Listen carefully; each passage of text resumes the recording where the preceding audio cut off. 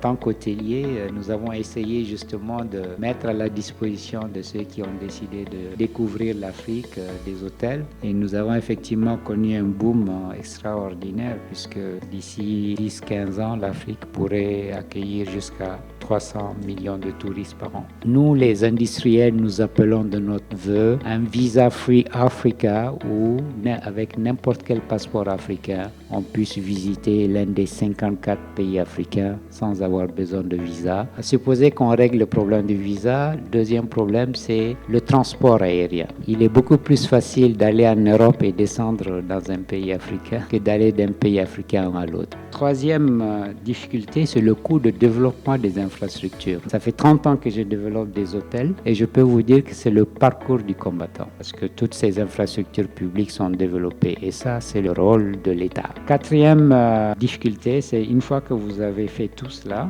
il vous faut du financement. Et seulement 28% des besoins de financement en Afrique sont satisfaits par le système bancaire. Parce que si on veut développer cette industrie pour créer ces dizaines de millions d'emplois dont on a besoin, il nous faut des financements en abondance et à des coûts abordables. Nous appelons un partenariat public-privé entre les professionnels de l'industrie du tourisme et les États pour créer partout sur le continent des centres de formation, des écoles hôtelières, parce que c'est une industrie de service et qui dit service dit capital humain pour rendre ce service.